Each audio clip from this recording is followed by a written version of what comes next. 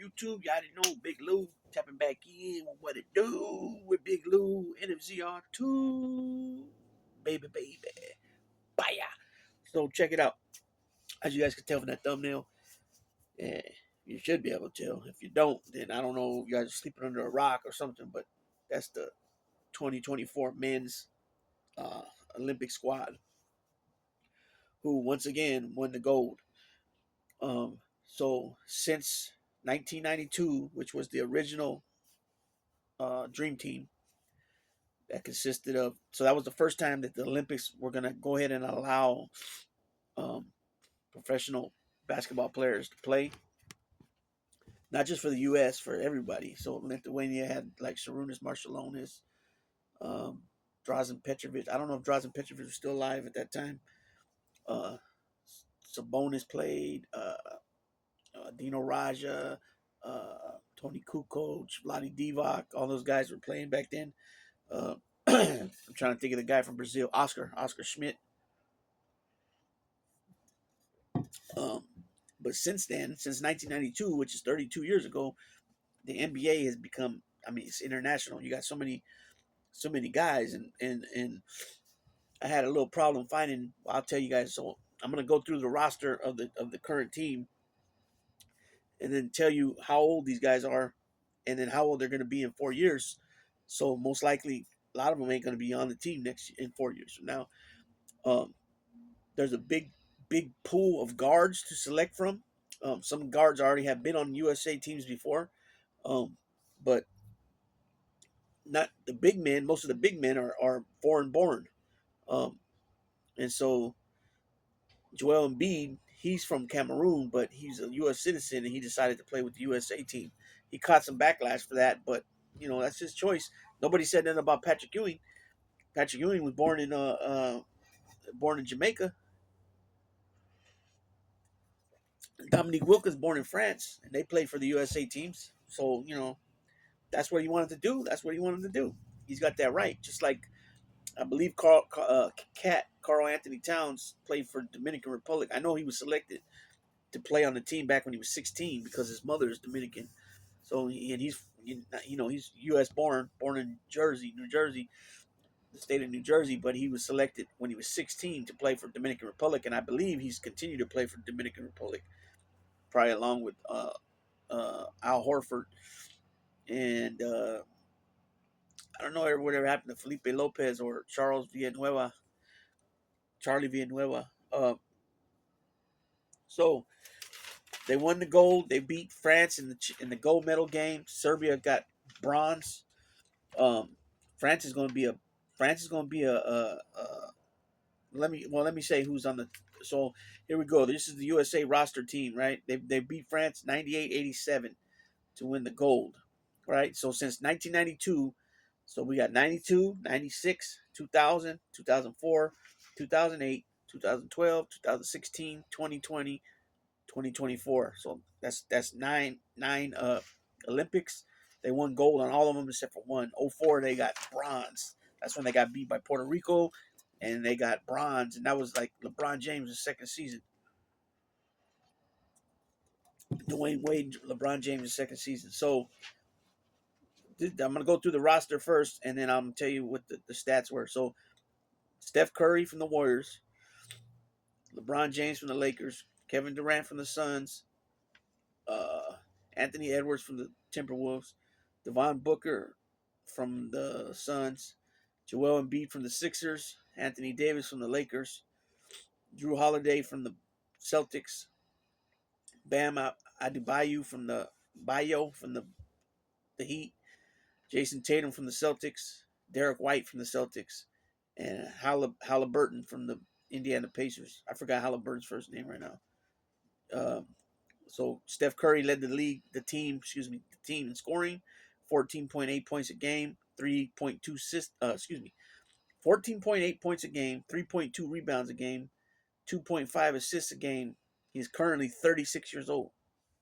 Keep that in mind, the ages. LeBron James, 14.2 points a game, 6.8 rebounds a game, 8.5 assists a game, and he's currently 39 years old. Kevin Durant, 13.8 points a game, 3.2 rebounds a game, 2.3 assists a game. He's currently 35 years old. Anthony Edwards, 12.8 points a game, 2.8 rebounds, 1.2 assists, and he's currently 23. Devon Booker, 11.7 points a game, 2.7 rebounds a game, 3.3 assists a game, and he's currently 27. Joel Embiid, 11.2 points a game, 3.8 rebounds a game, 1.4 assists a game. He's currently 30. He was the last guy on the team to average a double in the scoring. Then we got Anthony Davis, 8.3 points, 6.7 rebounds, 2.2 assists a game. He's currently 31 years old. Drew Holiday, 7.6 points a game, 1.8 rebounds, 3.6 assists, and he's 34 years old. Bam is 6 points a game, 3.7 rebounds, 1.3 assists, and he's 27 years old. Jason Tatum, 5.3 points a game, 5.3 rebounds a game, 1.5 assists a game. He's currently 26. Derek White, 3.8 points a game, 1.4 rebounds a game, 1.6 assists a game. He's currently 30 years old, and he took Kawhi Leonard's spot on the roster. And Halliburton, 2.7 points a game, zero point 0.7 assists a game, and he's 24 years old.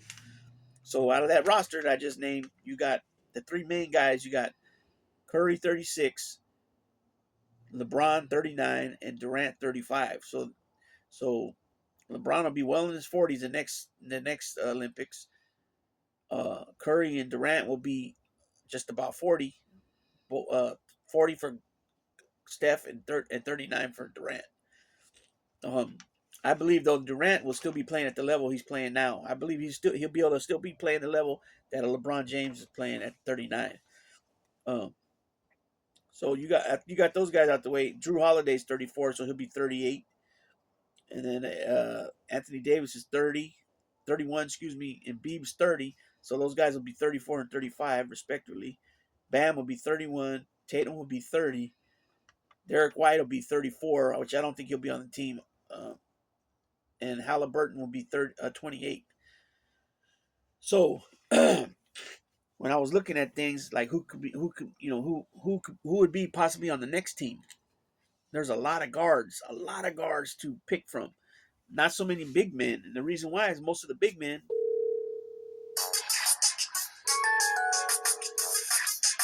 Giannis, uh, Giannis is not from the United States. I don't know if he's representing Greece, or his natural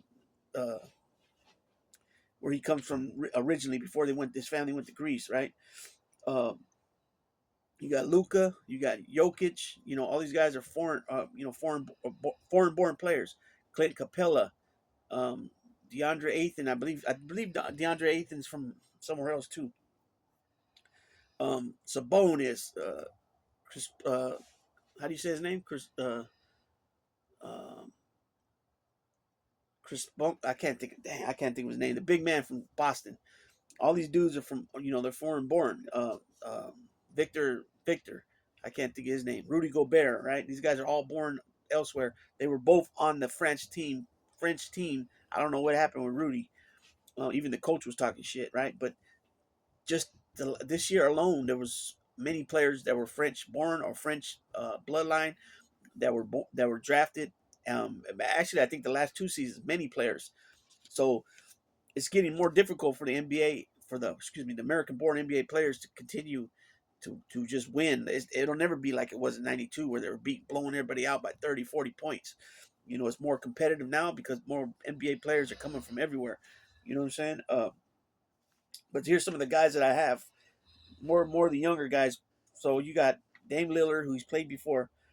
He's currently with Milwaukee. His last year's point stats were 24 points a game, 4.4 rebounds a game, 7 assists a game, 42.4 field goal percentage, and he's currently 34. So he'll be 38.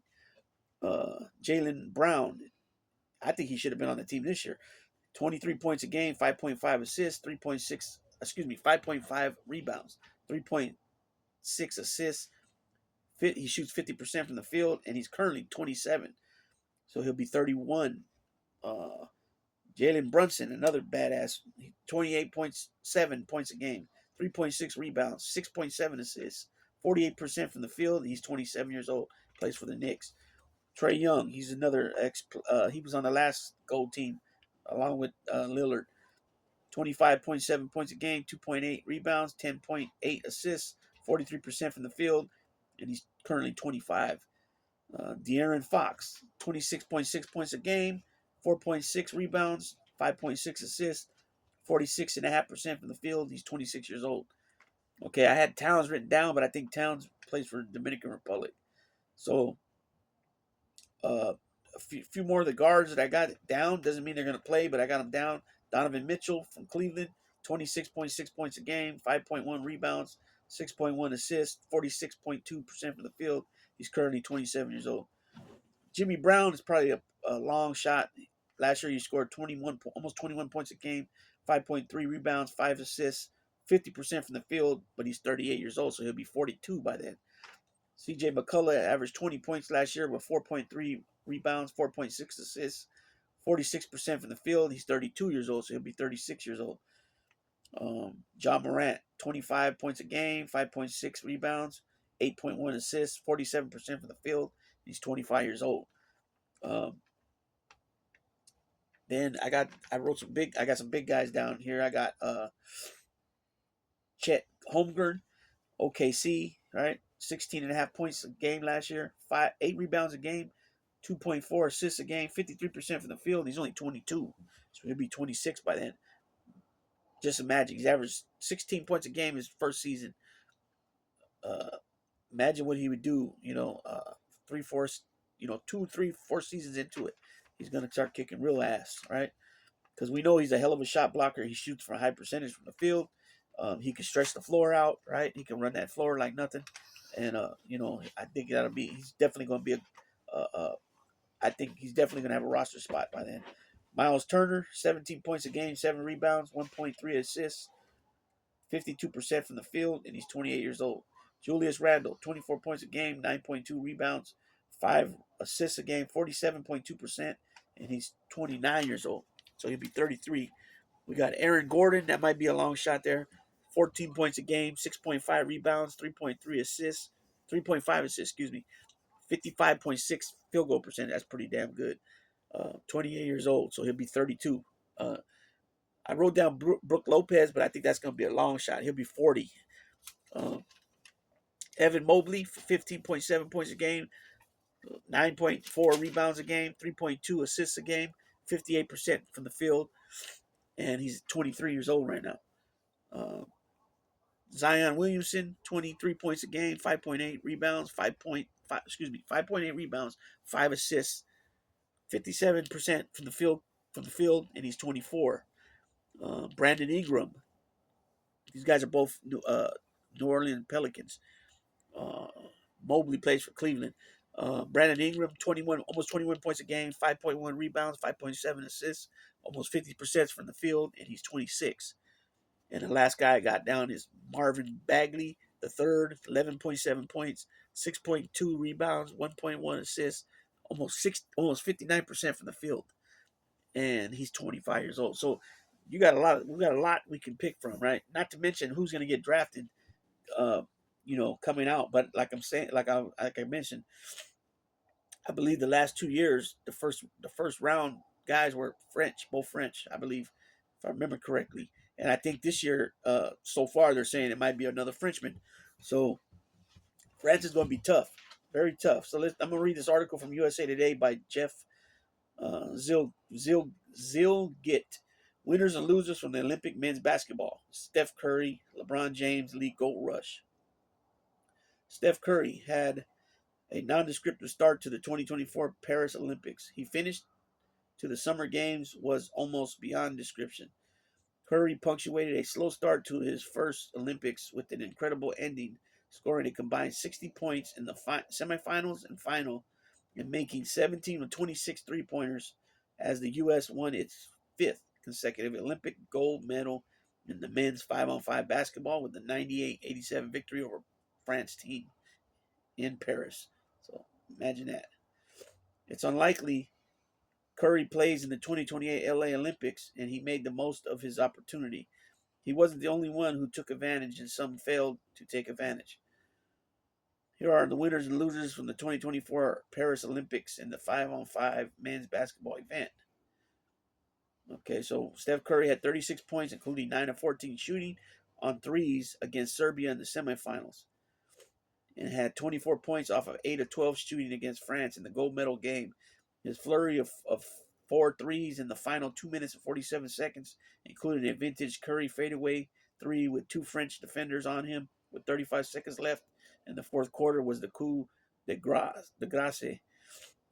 It will go down as one of the best performances in Olympics basketball history. USA. The men's won their fifth consecutive gold medal, even as other countries narrow the gap. When the U.S. sends its best players, it remains the team to beat. It will be even more difficult to in 2028. And U.S. men's basketball managing director Grant Hill has work to do to ensure the U.S. remains atop the FIBA basketball world. So here we go. France entered this event with huge expectations. It is producing top talent, including Victor I can't even say his name right. Wembanyama, and the top two picks in 24 NBA draft, and it needed a result on the court in Paris. France was on the verge of imploding after group play, but rebounded for quality victories against Canada and Germany. Anything short of the medal would have been a huge disappointment, and a silver medal prevented that from happening. I mean, they should be real proud. Silver medal on their own home court. I mean, Serbia with three-time NBA MVP Nikola Jokic. Serbia had established itself as a medal contender in any event. It won silver at the 2023 FIB World Cup and earned bronze at the Paris Games. It also collected silver at the 2016 Rio Olympics. LeBron James was named MVP of the event. He provided at 39 years old. He is still among the best in the world. He was masterful as a playmaker and defender. He had a 16 point, 12 rebound, 10 assist triple game against Serbia in the semifinals and produced 14 points, 10 assists, 6 rebounds, and 2 steals against France in the final for their third gold medal. Kevin Durant became the first men's basketball player to win 4 gold medals, and he will go down as one of the greatest basketball Olympians of all time. He has 518 career Olympic points, 7th on the all-time list. No American player, male or female, has more points, and he is the U.S. men's all-time leading rebounder. Wow, I didn't know that. Because usually when they play, like, you got the whole team stars, right? The whole team stars, and so, you got everybody just, being unselfish with the ball. So a lot of times, it's like a good mixture of everybody scoring 10 from him, 14 from him, 18 from him. You might have a couple guys with 20 here and there. But what Steph did, that's kind of unheard of in USA men's basketball since at least 92. You know what I'm saying? Because everybody would think, okay, USA men's basketball, Michael Jordan, right? They would think he would lead the league in scoring, which he might have. Actually, I think Charles Barkley did. But, because he's the lead scorer in the NBA, you would think automatically he would go over there no matter what. In Barcelona, lead the league, lead the Olympics in scoring. Let's see the all tournament team. LeBron James, USA, he shot 66% from the field. Steph Curry, 47, almost 48% from 3-point land. Jokic, Serbia, he averaged almost 19 points a game, almost 11 rebounds, and almost 9 assists, and shot 54% from the field. Dennis Schroeder, Germany, averaged 17 points a game and 7.5 assists. And Victor Wembanyama, France, they averaged almost 16 points, almost 10 rebounds, 2 steals, and almost 2 blocks a game. That's the all-time team right there, or the 2024 All-Olympic team, men's basketball team. Let's see.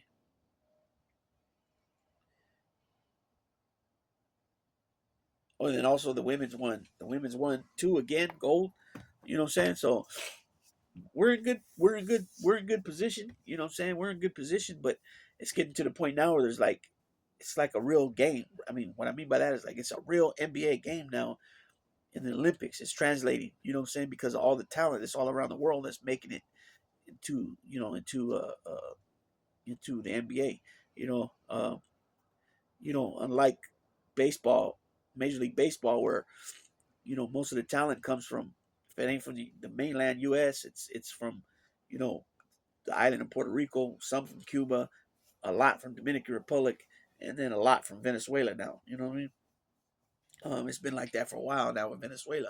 Venezuela kind of pushed Puerto Rico out the way, and it's basically DR and Venezuela now. Excuse me, that are sending their players. Before it used to be PR and DR. Uh, and so the NBA though, you got people from France, Serbia, Canada, all over, Lithuania, Russia, Ukraine, all over, just all over the place, different places in Africa, different places in South America, Argentina. They all got good teams, and it's just getting better and better. So from here on out, it's going to be tougher and tougher for the USA to continue to win. Um, and so what I was getting to is like, it's got to be like, if they're going to continue to dominate like they have, and well, not so much dominate, but win, it's got to be damn near at zero, like zero mistakes. It's got to be almost like a perfect game. You know what I'm saying? uh, or have somebody like Steph Curry that's gonna bring you back at at the last few minutes of the game to pop 5, 6 threes like nothing. Even one with two guys on him, fadeaway three from almost half court. You know what I'm saying? I mean, it can happen. Trey Young could be there, but I still think I think that depending on what happens with these guys, uh, I think it's a high probability that if Kevin Durant and Steph keep playing the way they're playing, they could be there again in 2028, especially because it's going to be on our soil. It's going to be here on U.S. soil. You know what I mean? LeBron, 43. I don't know. I mean, he could. I mean, look how he's playing at almost 40 years old. So it's just something to think about. Just a little video, throwing some other people out there, and there's gonna be every year is gonna be a draft. So there's gonna be other players that weren't expected to be stars or rising stars, and fill those positions. There's going to be guys that are expected to be stars that are ends up being duds. There's guys that are going to be expected to be stars and end up becoming superstars. You know what I'm saying? There's guys that didn't get drafted that become stars. So they had to come through the G League or whatever. So it just depends on what happens. But United States is in a good position, that's for sure. You know what I mean? And with that being said, Big Lou tapping out.